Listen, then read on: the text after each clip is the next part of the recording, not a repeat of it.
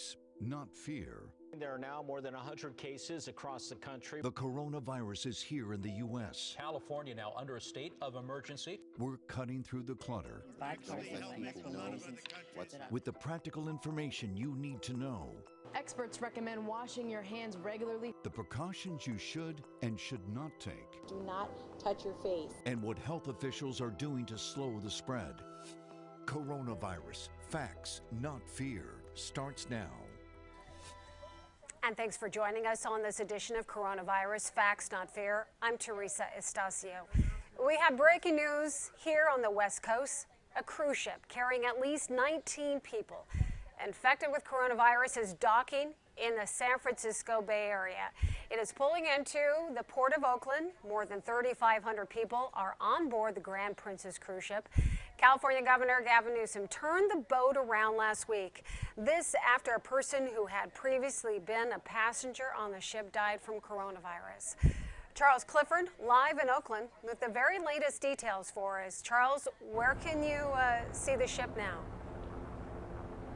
So the ship passed underneath the Golden Gate Bridge into San Francisco Bay about 11 o'clock, and it is currently being maneuvered using tugboats to dock at the Port of Oakland. The Port of Oakland is a very industrial area. There's no residents out there, very little foot traffic or neighbors in the area. It is strictly industrial, and it will park here at the Port of Oakland at the dock, and the passengers will begin unloading probably a little later today. Now let's go and take a look at some video. The Grand Princess has been offshore, basically between San Francisco and Monterey, going back and forth for the last few days. It moved again, as I mentioned, underneath the Golden Gate Bridge about 11. It is now currently in the process of docking here at the Port of Oakland. 3,500 crew and passengers aboard. 21 of those have tested positive for the coronavirus. Now, we understand that the U.S. Department of Health and Human Services will begin the process of taking people off the ship today. It could take a couple of days. They are going to prioritize folks who might have pre-existing conditions unrelated to COVID-19. The coronavirus will be taken off the ship first so they can get medical care for their particular conditions, and then they will begin screening all of the remaining passengers. Now, there are 962 people on board who are from California. Those folks will be screened. People who have the virus or people who aren't even showing the virus will be taken to a quarantine facility at one of two locations. Let's go and take a look at some video or a graphic here. The people from California, the passengers on board, will be taken either to Travis Air Force Base in Fairfield, not too far from where we are here, or down to Miramar in Southern California. The remaining passengers who aren't from California will be taken to Joint Base San Antonio, Lackland, Texas, or Dobbins Air Force Base in Georgia. The crew of the ship, about 1,100 people, will remain on board the Grand Princess, and once all of the passengers are off of the ship, we understand the Grand Princess will leave the Port of Oakland. It's not going to stay here. At this point, we don't know where the ship will go, but the crew will remain on board. They will quarantine on board the ship. So again, here at the Port of Oakland, they have set up some tents and brought in pallets of supplies to help these folks who are getting off the ship. They don't normally handle cruise ships here at the Port of Oakland. The channel is deep enough to accommodate cruise ships, but usually they have cargo ships or other very large ships, not usually passengers on board a cruise ship, but they brought in supplies and tents so they can check these folks and get them the help they need and help them get off the ship. They were supposed to dock in San Francisco days ago. Their trip has been extended against their will, unfortunately, but hopefully now these people can get off the ship and get some care. But for now, in Oakland, Charles Clifford, KRON 4 News. Thank you very much for the very latest on that. 7 weeks after the first case of coronavirus in the United States was identified by authorities in Washington state. The quick spreading virus has emerged in more than 30 states and Washington, D.C. Here is a look at the latest figures for you. Currently, there are a total of 603 confirmed cases in the United States, stretching across 34 states. That number jumped from 565 cases just this morning. 22 people have died from the coronavirus, most of those deaths happening in Washington state. In the Midwest, several coronavirus cases have been reported. Mike Colombo joins us now live from St. Louis. Mike, what's the latest with you?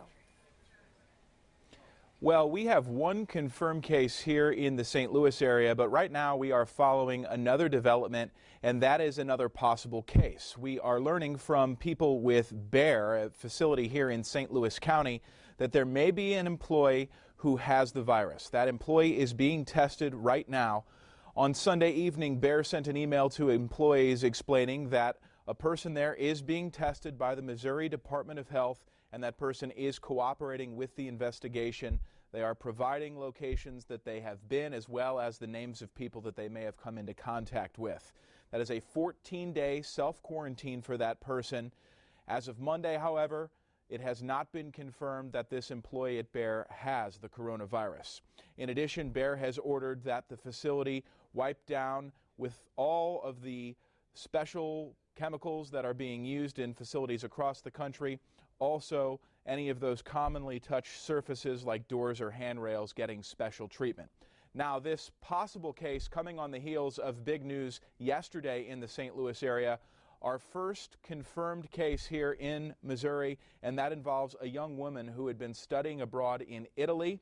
She returned home through O'Hare International Airport in Chicago, then took an Amtrak train from Chicago to her home in St. Louis. Once the symptoms were reported and that was confirmed, her family was told that they needed to self-quarantine. Well, that's where the problem comes in. That young woman's father and younger sister broke that self-quarantine and attended a father-daughter dance at their school.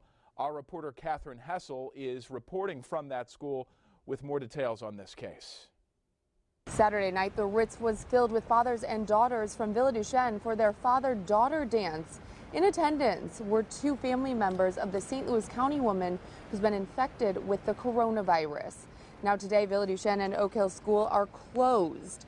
The school sent out an email to parents on Sunday. It said family members of the woman who tested positive for the coronavirus were at the school dance on Saturday. The family members did not learn of the diagnosis until after arriving to the dance and then immediately left once they were notified. According to County Executive Sam Page, although they didn't know of the official diagnosis at the time, they were under a self-quarantine. The patient contacted the coronavirus hotline on Thursday. That same day, the county health department instructed the patient and her family to self-quarantine at their home in Ladue until the test results could come back.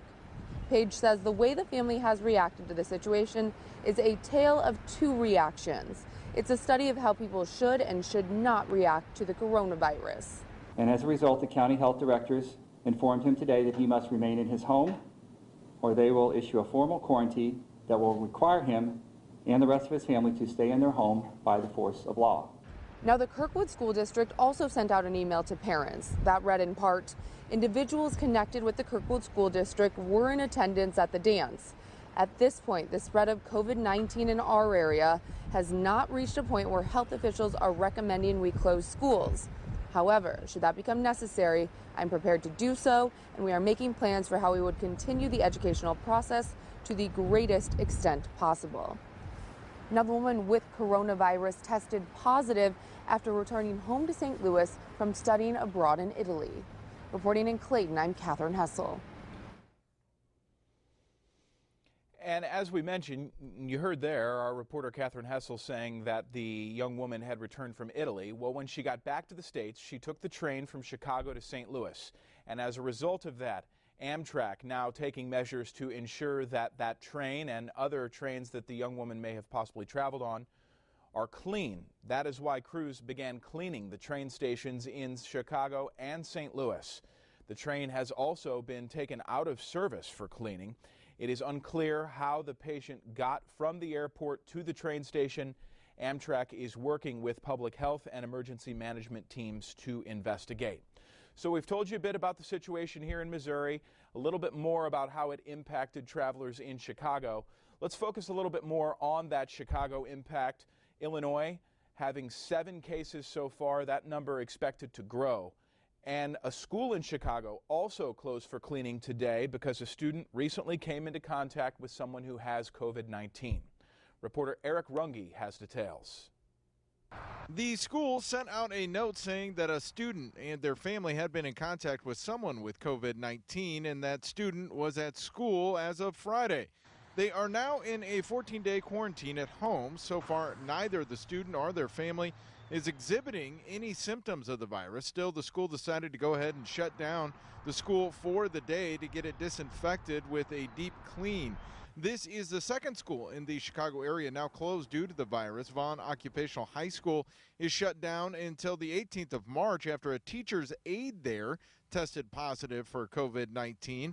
The state's top health official wants people to start preparing for cancellations of all kinds. I do want to encourage people to start planning now for what you would do if your child's school had to close. If you are planning a large event, if there was an event is it possible that it could be postponed?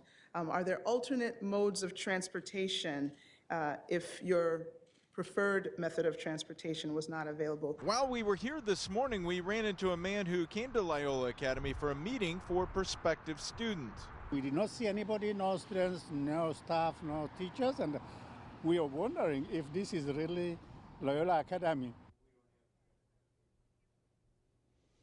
So we've told you about Illinois, we've told you about Missouri. Important that we also keep you up to date on what's happening in some of the other states in the Midwest. Iowa and Nebraska are dealing with 3 cases. Indiana has 2, and officials in Kansas dealing with 1 case there. Bringing it back to St. Louis County here, we have activated the Emergency Operations Center in St. Louis County, and there is a hotline as well for the public to call. We're going to continue to monitor the situation with this virus here in the Midwest and bring you updates daily. For now, I'm Mike Colombo reporting. Mike, thank you for that thorough update. We're going to get an update from the East Coast in a moment, but first, we have been talking a lot about how to stay safe and protect yourself from contracting the virus, and there is a lot of information to sift through. We've hosted a panel of doctors to help us get through the rumors and the facts. We asked them if people should think about canceling their upcoming travel plans. A lot of us have spring and summer travel plans. I'm assuming it's a little early to bail on those plans, but are there particular kinds of travel or destinations that we should avoid? Doctor. I mean, there's stuff on the CDC you look up, and it's changing almost on a daily basis, but there are countries that they are telling to avoid really non-essential travel. I mean, diplomats are going to be going and people like that. But so this is evolving, and it may depend on what city you live in or what county you're in, because there may be some counties where they will cancel some events and cancel some major conferences and meetings. So really this is a very fluid situation. They're just trying the best they can do to get ahead of this epidemic, which they've seen how it can spread so easily. But there are countries that are out there where, no travel to them. Just maybe, for example, not a great time for a cross-country train trip, or who knows? Too soon to say. I wouldn't say that necessarily, but it really depends on the patient too. Like we were saying, if the patient is 80 years old and has multiple health problems and just maybe had breast cancer surgery or chemotherapy, maybe not be the best patient to go out there and go and do that sort of travel, even though they probably really want to, but that's not the best. I booked a cross-country train trip, so I worked that question. A lot of people love those big cruise ships like the Diamond Princess. I mean, they're relatively inexpensive. There's something for everybody in the family to enjoy. But what would your best advice be to the ordinary person who wants to book a cruise on a big ship right now? Look, I think the evidence is out there that it's time to be concerned about sharing a limited amount of space with a large number of people. I think it's not a coincidence that we get outbreaks of Legionella or now COVID-19, other diseases, norovirus with vomiting and diarrhea on cruise ships. So I do think that, especially depending on the risk profile that you're mentioning, if you're older with other medical problems, it is the right time to cancel that cruise and wait and see how this disease evolves and go at a different time. And now let's turn things over to the East Coast. JB Buno joins us live from Florida. JB, what is the latest on the coronavirus outbreak there?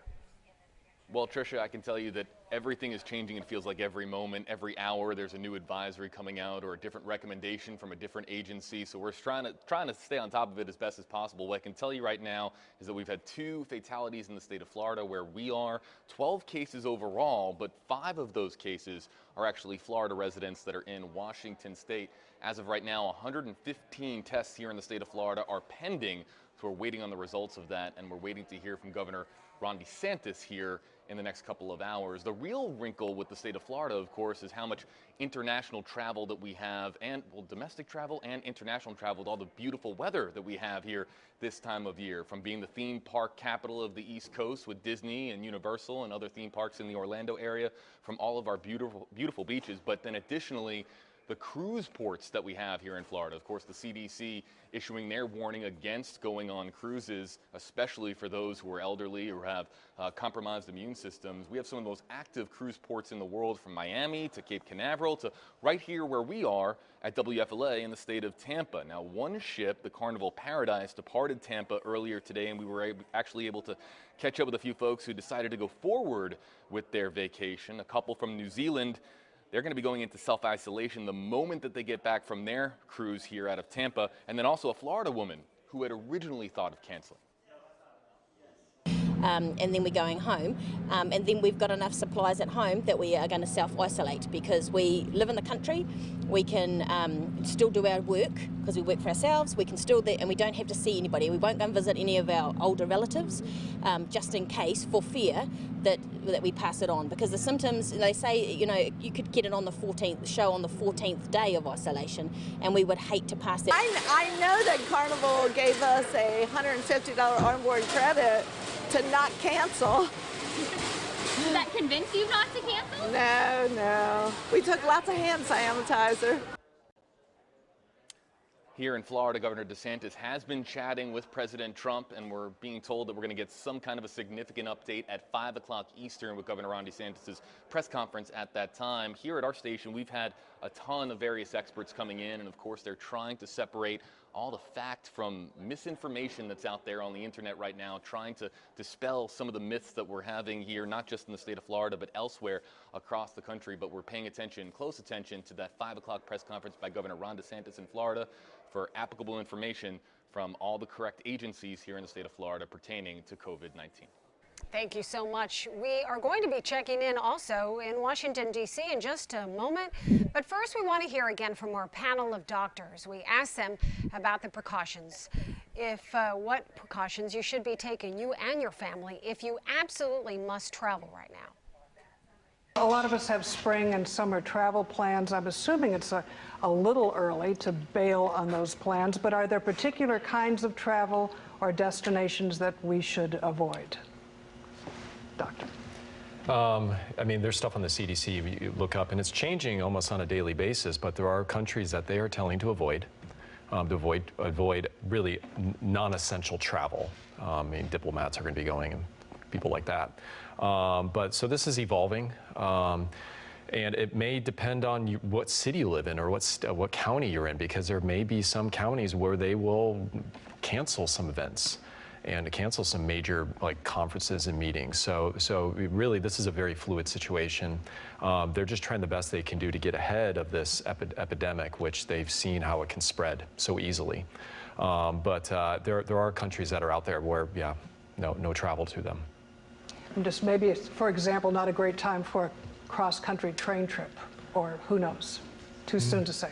I wouldn't say that necessarily, but it really depends on the patient too. Like we were saying, if the patient is 80 years old and has multiple health problems and just maybe had breast cancer surgery or chemotherapy, maybe not be the best patient to go out there and go and do that sort of travel, even though they probably really want to, but that's not the best. I booked a cross-country train trip, so I avoid that question. A lot of people love those big cruise ships like the Diamond Princess. I mean, they're relatively inexpensive. There's something for everybody in the family to enjoy. But what would your best advice be to the ordinary person who wants to book a cruise on a big ship right now? Look, I think the evidence is out there that it's time to be concerned about sharing a limited amount of space with a large number of people. I think it's not a coincidence that we get outbreaks of Legionella or now COVID-19, other diseases, norovirus with vomiting and diarrhea on cruise ships. So I do think that, especially depending on the risk profile that you're mentioning, if you're older with other medical problems, it is the right time to cancel that cruise and wait and see how this disease evolves and go at a different time. In the meantime, if somebody has to travel, what basic precautions? I know hand washing, but any other things if you have to travel in an emergency or for work? What's some good advice? Well, first of all, we get a lot of questions about plane travel just within the United States, and airplanes have high filtration rates, and they have good filters that are HEPA filters that can actually filter virus particles. The exchange is, they bring in natural air. About, every exchange is about half new air and natural air. So it's a myth that it's just the same air that's circulated continuously. So the risk of actually becoming infected just through sitting on an airplane through the air is relatively low. So that's one point of reassurance. The other is, if anyone goes to the airport now, you'll see hand sanitizers everywhere, and that's probably one of the most important things we could remember. It's very simple, and it doesn't feel important, but in fact, it's probably the most important thing we could be doing, especially when we're traveling, is making sure that we're using that hand sanitizer or washing our hands as frequently as we can.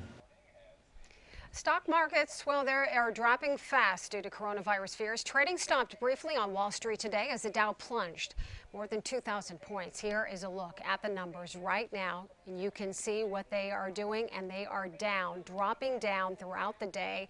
And we will continue to follow that very closely. The president's coronavirus task force, led by Vice President Mike Pence, working with federal agencies to mass produce test kits and provide them to health facilities in every state.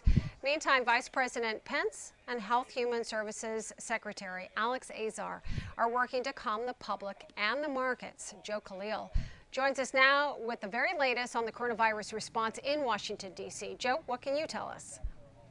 There are a lot of health officials, including the former commissioner of the FDA, that at this point have said that containment, it's basically too late for that. Now, we did get a chance to talk to Secretary Azar earlier this morning. He's not quite there yet, although he did signal a shift in policy and in strategy away from an entire focus on containment and more now on mitigation. So what that means is he says it's inevitable. We're going to have more cases. This is going to spread. So the more of an emphasis should be now on what we do to try to limit that spread. So he said, things like quarantines, things like potentially canceling big major public events, working with states and with local municipalities to, try to limit those kinds of activities. So certainly that's something that's on their mind right now in the White House and on the federal level.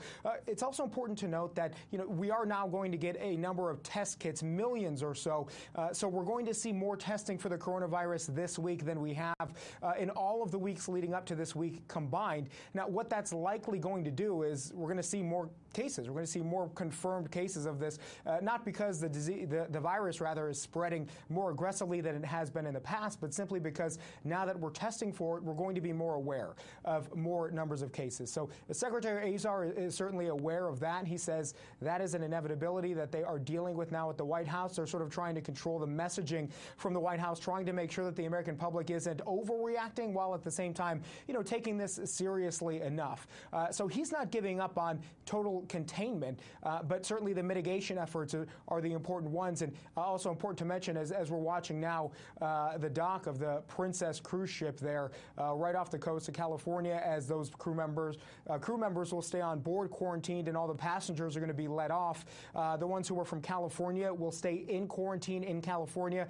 The others are going to be led to different military bases, Secretary Azar tells me, all across the country. But each one by one, will be removed from the ship, again, except for the crew. They will be quarantined in isolation on that ship. So they are taking measures to make sure as much as possible that as this spread is inevitable, it's not out of control. But, he says that he's not ruling out extreme measures like large quarantines like we're seeing in Italy. He said that's something that's certainly on the table, but he doesn't think it's likely at this point.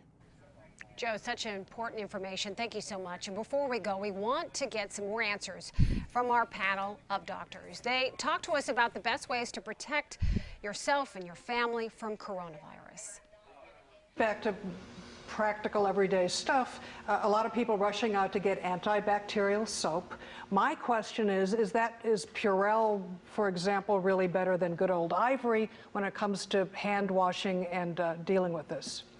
So if you're using a hand sanitizer that is not soap and water, you want to use something that has at least 60% alcohol. But for hand washing, good old-fashioned soap and water for 20 seconds, really washing, between your fingers, your fingernails, really making sure that you're doing that diligence of a 20-second hand wash is way longer than it seems like it would be. That's happy birthday twice. Oh, twice. Okay. Twice, yeah. I knew it was once. Well, it depends on Now how fast you sing.